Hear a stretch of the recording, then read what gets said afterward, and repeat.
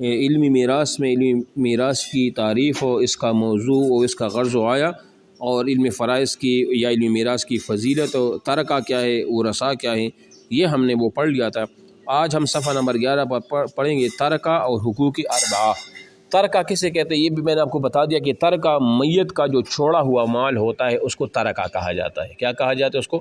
ترکہ وہ کہا جائے۔ مثال ایک بندہ فوت ہوا، اس کی جو جائیداد ہے، ان کا جو گھر ہے، ان کی جو نقدی سامان جو بھی ہے، اس کو ترکہ وہ کہا جاتا ہے۔ اب ترکہ یہ ہوا، اور حقوق اربعہ یعنی جو میت کے ساتھ جو 4 ان کی اپنی حقوق ہیں، یعنی جب ایک بندہ فوت ہو جاتا ہے تو 4 قسم کی حقوق ہے اس میت کے ساتھ۔ پہلا کون سا حق ادا کیا جائے گا، دوسرا کون سا حق اس کا ادا کیا جائے گا، تیسرا کون سا حق ادا کیا جائے گا، اور چوتھا کون سا حق اس کا ادا کیا جائے گا۔ آج یہ آپ کو جو ہے نا وہ بتا رہے ہیں۔ تو اس میں یہ ہے، پہلا حق آپ دیکھیں کہ ترکہ میت کے چھوڑے ہوئے مال کے ساتھ سب سے پہلے 4 حقوق ترتیب وار متعلق وہ ہوتے ہیں۔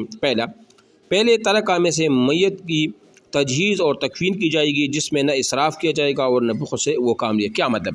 مثال کے طور پر میت ایک بندہ زید ہے، وہ فوت ہو گیا، اب اس کے ساتھ 4 ان کی حقوق ہے اس میت کی۔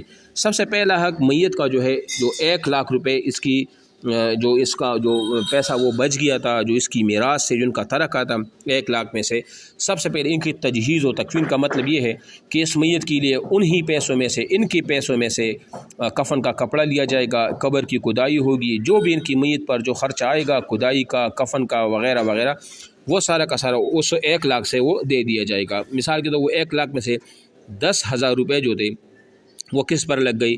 وہ ان کی تجہیز اور تکفین پر وہ لگ گئی۔ یہ پہلا حق ہے جو میت کی میراث تقسیم تب ہوگی جب سے پہلے ان کا یہ پہلا حق ادا وہ کیا جائے گا۔ دوسرا حق کیا ہے؟ پھر باقی ترکہ میں سے میت کا قرض ادا کیا جائے گا۔ قرض ادا کرنے میں اگر پورا مال ختم ہو جائے تو بھی اسے ادا کیا جائے گا۔ بیوی کا مہر بھی قرض ہی میں وہ داخل، اسی بھی ادا وہ کیا جائے۔ کیا مطلب؟ دوسرا یہ ہے کہ 1 لاکھ روپے جو انہوں نے چھوڑ دیے تھے میت نے، 10,000 تو ان کی تجہیز و تکفین پر لگ گئی۔ اب باقی جو ان کا قرض ہے، مثال کے طور پر اس میت پر جو قرض تھا وہ کتنا تھا؟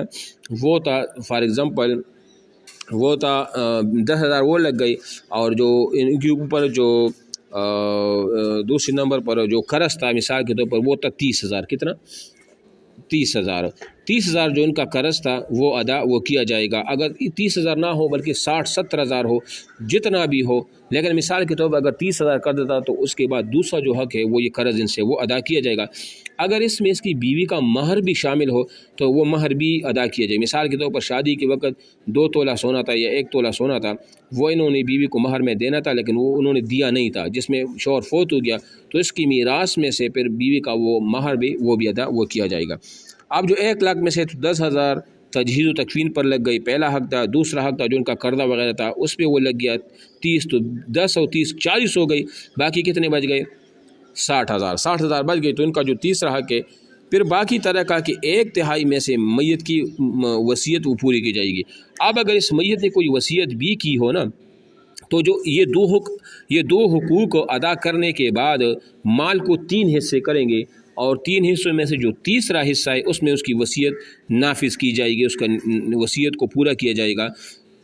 تو جو 60 کا جو تیسرا حصہ ہے وہ کتنا ہے؟ 20,000 ہے۔ یعنی کہ مثال کے طور پر 20,000 مطلب 1/3، یعنی 60,000 کو اگر ہم 1/3 حصہ 3 حصے کرے تو 20,000 اس کی وصیت۔ مثال اگر وصیت اس نے اچھے کام کے لیے کیا ہو، فار ایگزامپل مدرسہ بنانا ہو، غریبوں کو دینا ہو، یا مسجد میں دینا ہو، کہیں پر بھی تھا، تو جو 1/3 حصہ ہے، تیسرا حصہ ہے 1/3، 60,000 میں 1/3 آپ دیں گے تو کتنا بچے گا؟ باقی 20,000 وہ بچ گیا۔ اور چوتھا حق کیا ہے؟ چوتھا حق پھر وہ یہ ہے کہ جب ان کو وہ دے دیا جائے گا تو چوتھا حق یہ ہے کہ جو پیسے ابھی 40,000 بچ گئے مثال کے طور پر، وہ ان کے جو شرعی ورثاء ہے ان کے درمیان اس کو تقسیم وہ کیا جائے گا۔ شرعی ورثاء میں مثال مطلب اس کے بھائی ہیں، بہن ہیں، بیٹے ہیں، بیٹیاں وغیرہ جتنے بھی ہیں، ان میں ان کے حصوں کے مطابق وہ ترتیب کے ساتھ وہ ان پر وہ تقسیم وہ کیا جائے گا، وہ 40,000 وہ روپے۔ یہ کیسے تقسیم ہوگا؟ یہ تقسیمات کا طریقہ کار پورا نیچے آ رہا ہے، وہ ہم دوبارہ وہ اس میں انشاءاللہ اس کے بعد وہ ترتیب سے وہ پڑھیں گے۔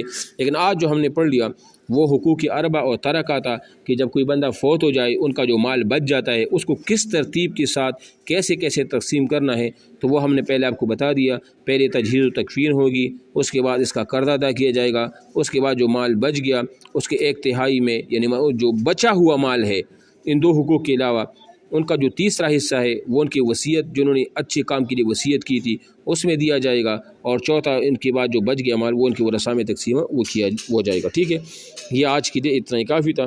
کل انشاءاللہ ترکہ کے مستحقین اور شرعی ورثاء کون ہے یہاں سے ہم اس کو پڑھیں گے۔